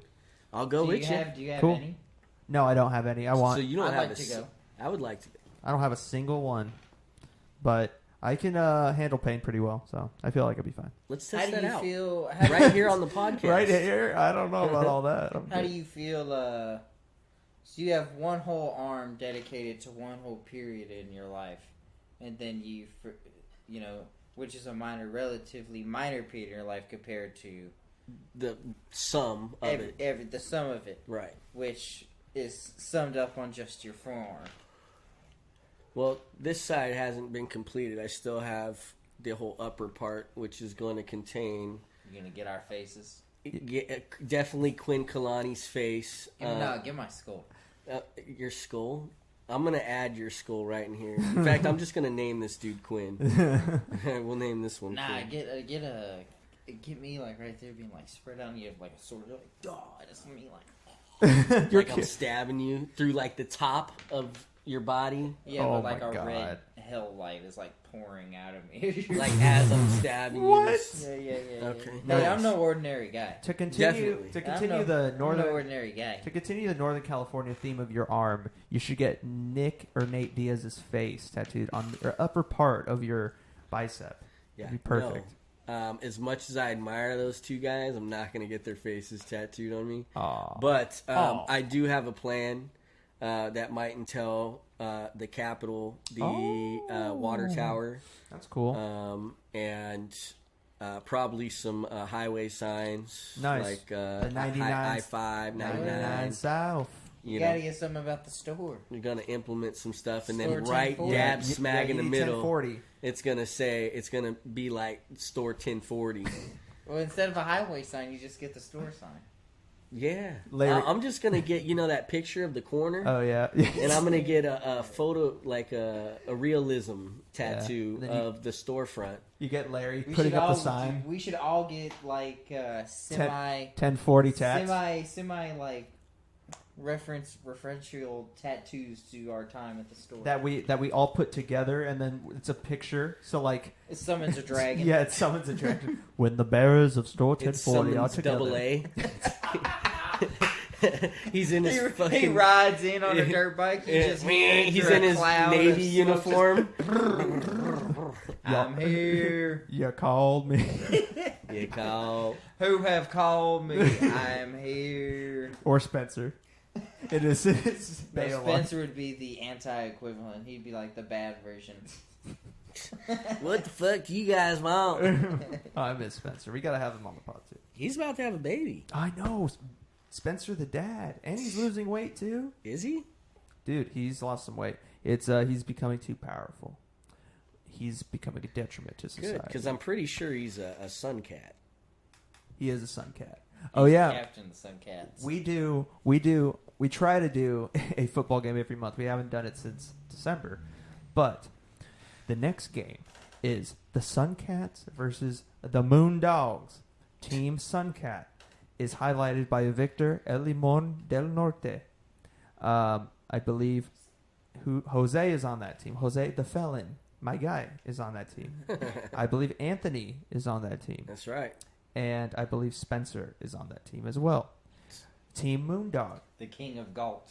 The King of Galt. Is Irrelevant, basically. Team Moondog consists of the Moondog himself, the captain, Quinn Kalani. Squall! Marco, the grave boy himself, Alvarado. Evan, the Prince Iban. Prince Ivan. Long may he reign. Which he will be on. He will be on before the NBA Finals start to preview the NBA Finals.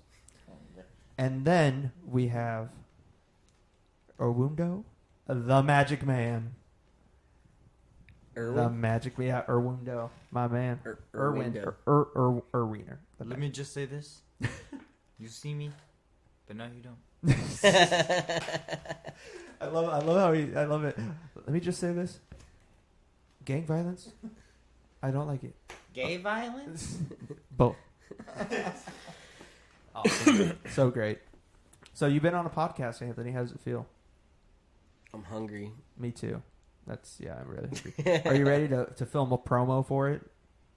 Sure. Okay. Well, I think we're going to do that. Well, is there anything else you want to say before we end? Anything you want to plug? I you wanna plug anything? appreciate you guys having me. Thank you. This is actually really cool. I'd like to learn how you do this, and I can't wait to come back on. Oh yeah, you're definitely going to be on again. I have kind of a queue of people who want to be on or who I want to have on, but you will definitely be on. If you want, we're going to have to summarize Game of Thrones in its entirety. Well, not in its entirety, but once the show ends next week. More like a eulogy. It's more like sure, yeah, it's more like a eulogy of the show. No, I'm just playing. That's harsh. No, that's too harsh. We haven't That's too seen. harsh. We haven't You know seen what how I they would- tied it together. You know what I'd Yeah. like to spit on, and that's Toronto's uniforms. I thought they used to be cooler than this. What is this, black and red? Yeah. I mean, And the they've Bucks always- uniforms that's are pretty kind of cool. lame too.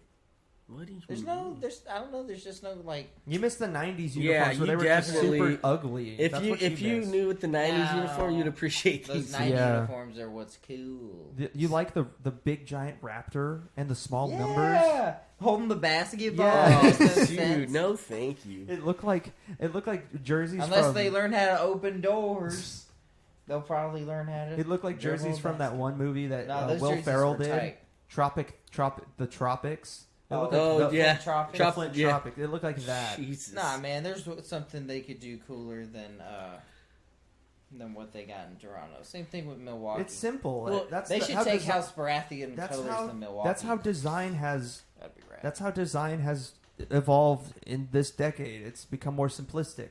You remember, Just like, trust me. In the next 10 years, it will get more You complex. remember like the city jersey they had for the Warriors, and it had like the Chinatown, like the dragon design. And that's what it needs to be every time.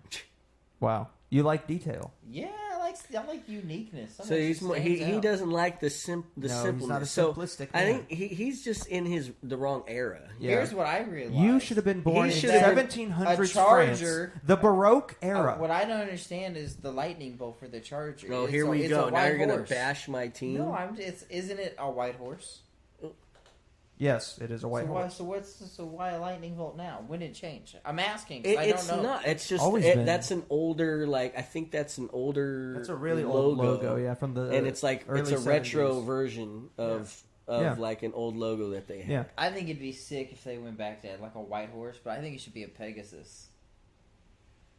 I actually wouldn't. That'd be fucking sick. I wouldn't not like that. That Right? would actually kind of. That'd You be don't think kinda that'd be cool? That'd be cool, but I feel like it would be. If I had your own arena, which you never will, but if you had your own arena and it was set up like the Greek pantheon, I was just gonna say like a Greek mythology theme. Yeah. Wouldn't that be cool? I'm not. You know what? That'd be I cool. can't say that I don't like that idea. You guys should play in LA Coliseum in that case because it's already kind of Greek inspired. Ours should just be a mountain. Yeah, I mean it's Billy Goats on unfortunate a mountain. that we're gonna have to share a stadium, but With the Lambs? our stadium Yeah. is gonna be the best one in the league. Who? The Ram Stadium? The Chargers. Oh. It is going to be cool Oh. when the Rams and Chargers play each other in the Super Bowl. See, I like that. Especially Will if it never takes happen. place in LA in 2020. I think Marco's trying Never to gonna wrap happen. up this show. Oh yeah. I mean, we could guess. talk forever, but I mean, if you guys want to talk about NFL real quick, we haven't really touched on it. So how long we been going? Do you edit any of this? I can edit some of it out. We're gone for. It will be 2 hours and 20 minutes. Sheesh. So I mean, What's the record? Quinn's was 2 hours long. So Well, he has a lot to talk about, he does. especially when it revolves around him. Well, actually, no. When I talked to him about himself, I remember. I he didn't- listened. I don't really like talking to myself. What I'm saying is, he can talk about any subject. And Oh yeah, he can have an opinion. He'll always have an Yes. opinion. Yes, he will. That's true. and he talks about himself a lot. How'd you like the Chargers draft? Because you're the only Chargers fan I really know. I loved it. You loved it. I Who'd y'all cannot. get in the first round again? That Tillery kid. Tillery. Yeah, he came out. Where is he? Notre Dame. Oh yeah, He yeah. played with freaking. Yeah. God, why do I always forget this name? Notre Phylon. Dame. Darius Phylon. More like Notre Lame. Oh, where'd you hear that from? We also got one of their linebackers too, Nice. and he's pretty awesome. We'll see though. But the secondary addition is what I really like. That Nazir Adderley. Oh, he's a beast. Yeah. God, he's going to be such an amazing compliment to Derwin James. So I hate the fact that I'm thinking you guys are got going him. to win your division easily. I don't You know know, about. there's- I don't there's- know about easily, but okay. No, I think it's going to be rather easily. I don't think it's. You know, there's a lot of people with that are saying we're not. You know, so I mean, I let the doubting come because that's only going to fuel them. I mean, you know? I think Sure. Kansas City is the biggest threat as well. Why all their players are criminals? It's true. That I agree wholeheartedly with him. Mahomes is going to be found for having like. Too much ketchup in his macaroni and cheese. Yeah, exactly. God, That That'd rugrat be looking just motherfucker, he dude. does that. He does that. You know that, right? He does that. Wait, he doesn't? Dude, it's a big thing. Pat Mahomes is famous. He puts ketchup in his mac and cheese. Yo, you know what needs to start It's happening? disgusting. It's like If an alien. If I was an owner of a stadium and he came to my stadium, You'd my fan base, my ban fan him? seating, we'd have to throw tomatoes at him as he came out. Just tomatoes. Shame. Yeah, shame, Shame. dude. Yeah, I fucking hate Mahomes. What a loser. Dude, what a freak. Yeah. Who Yeah. loses to Tom Brady? I mean, come on. Well, We some of did. the Oh greatest wait, of all the time. Chargers did. Yeah, at least we were there. And the Raiders. We're did. watching from their couch. Oh, yeah. Tom Brady even fumbled. And you still lost to the Patriots. So that's been the podcast, folks. Thank you very much for listening. to this episode of the Closers Podcast. I thank you all very much, and I thank everyone. Should we close with a little Anthony ASMR at the end? Oh my God, no! ASMR. Please, what the no! Fuck is ASMR. Before he does his ASMR bit, I just want to say for all the beautiful people out there. If Anthony ended it since it was Yeah, he can, but I just got to say this. You know what ASMR is? I just wanted to thank all the men and women in the armed forces for their bravery and sacrifice for the country. And with that being said, ASMR time with Anthony. Oh, yay. Take it away. Get close to the mic and just like whisper into it. Not super close. That's not ASMR. That's disgusting. That's what that is. All right. We'll see you guys on the next episode where we recap Game of Thrones. And we have a eulogy for it, okay? All right. See you guys. Bye.